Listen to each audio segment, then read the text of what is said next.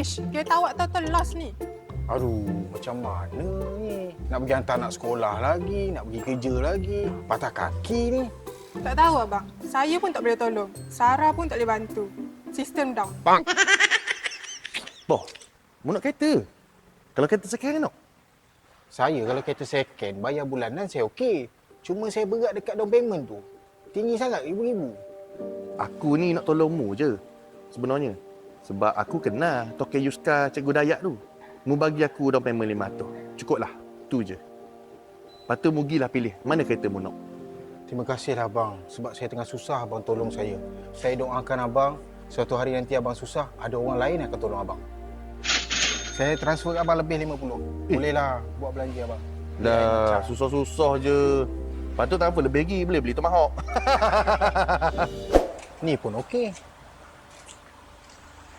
Yang ni baru sikit. Pun okey juga. Macam mana, Boh? Pilih dah kereta mana Boh nak?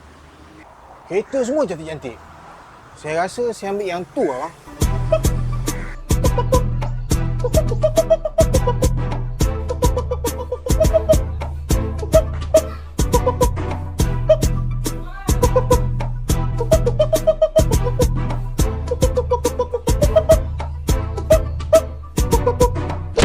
Kereta kalau harga RM20,000, bulanan dalam 400 lebih je. Tapi kan saya dah bayar down payment tadi 500. Cuba abang kira. Mesti monthly dia lagi murah. Tapi kat sini kita orang full loan je. Awak dah payment kat siapa? Abang ni kelakar.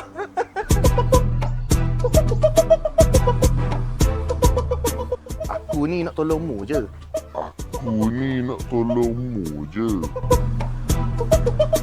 Okey, kalau saya awak ada nak beli kereta pakai, nak buat loan, down payment zero, nama ada blacklist, bulanan nak bayar rendah. Okey, boleh datang dekat Dayak Garage, Padang Jawa, Shah Alam. Aman ni. Mu perlukan kereta. Kalau kereta tak apa. Dah mu sengih apa bodoh. Dah tadi kesengih babi.